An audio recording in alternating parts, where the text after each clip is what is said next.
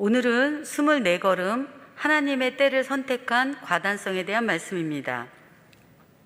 예루살렘에서 복음을 전하시던 예수님은 유대인들의 살해 위협 속에 요단강 저편 세례 요한의 세례주던 곳으로 물러가셨습니다. 그때 예수님께서 사랑하시는 베다니의 나사로가 병들어 죽게 되었다는 소식과 함께 그 누이들이 나사로를 살려달라고 요청하였습니다. 이 요청을 들으셨음에도 불구하고 예수님께서는 계시던 곳에서 이틀이나 더 머무셨습니다.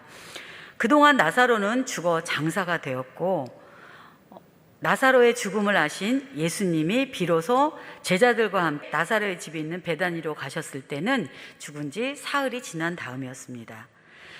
예수님께서 마을 어귀에 도착하자 마르다와 마리아는 적잖이 예수님을 원망하는 눈치로 영접하였습니다.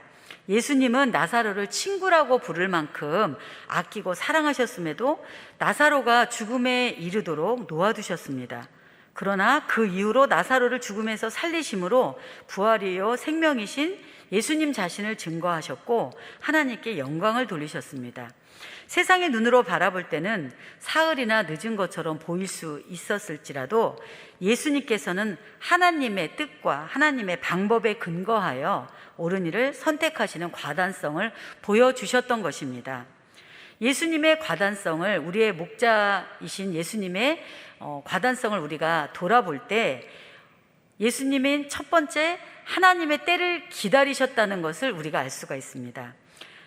나사로가 병들자 누이인 마르다와 마리아가 고쳐달라고 했음에도 불구하고 예수님께서는 이들의 고통을 외면하셨던 것이 아니라 하나님의 때를 기다리셨던 것입니다.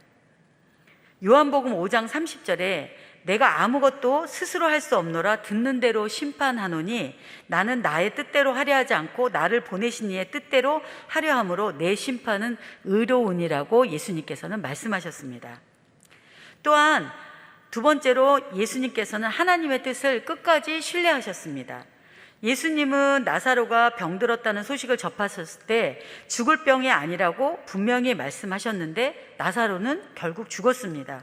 예수님은 나사로의 죽음을 확인하셨고 하나님께 대한 불신이 아니라 다시 살리실 거를 또 바라보셨던 것입니다. 썩어 냄새 난다는 사람들의 이야기, 이런 절망적인 상황 속에서도 예수님은 하나님께 대한 신뢰를 포기하지 않으셨습니다. 도리어 내가 믿으면 하나님의 영광을 보리라 하지 않았느냐라고 말씀하셨습니다. 여기서 과단성이란 내가 섬기는 하나님의 뜻 앞에 굳게 서 있음을 확신하는 것입니다. 우리는 우리가 기도한 결과가 나타나지 않을까 의심하기도 하고 염려하기도 합니다. 예수님께서는 하나님의 뜻을 신뢰하셨기 때문에 썩어 냄새가 난다 할지라도 다시 살리실 것을 의심하지 않았습니다.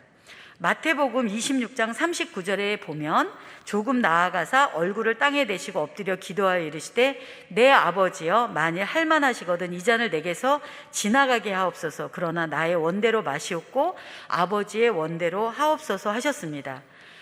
예수님께서는 육신을 입고 이 땅에 오셔서 우리와 같은 고통을 똑같이 겪으셨지만 예수님께서는 하나님의 뜻을 그 어려운 십자가의 고통 중에도 외면하지 않으시고 그것을 끝까지 하나님의 뜻을 신뢰함으로 받아들이셨던 것입니다.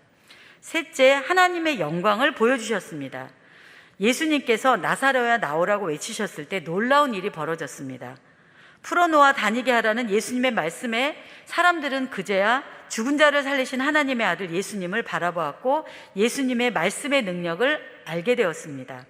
나는 부활이요 생명이니 나를 믿는 자는 죽어도 살겠고 무릇 살아서 나를 믿는 자는 영원히 죽지 아니하리라는 예수님의 말씀은 부활이요 생명이신 예수님 자신을 증거하는 과단성이었고 하나님의 영광을 보여주는 과단성이었습니다.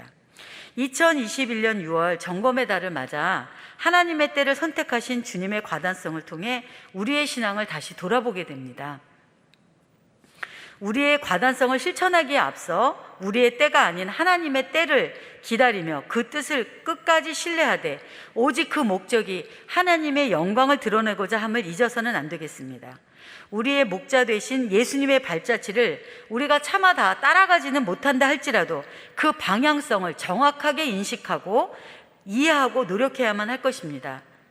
그렇지 않으면 길을 잃은 양떼와도 같이 열심히 신앙생활을 한다고 하면서도 자기의 의를 앞세우다 넘어지고 포기하고 상처받고 또 상처 주고 또 천하보다 귀하게 여기는 다른 이의 영혼을 실족해 하는 우를 범할 수도 있습니다.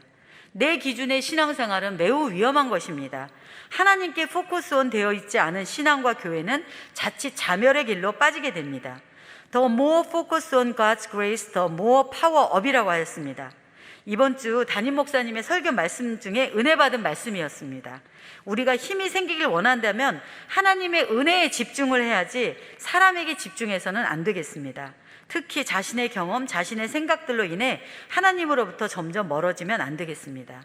우리들의 삶의 목표, 하나님의 영광을 중심으로 우리들의 신앙생활을 점검하시는 저와 여러분들 되시기를 다 같이 축복드립니다.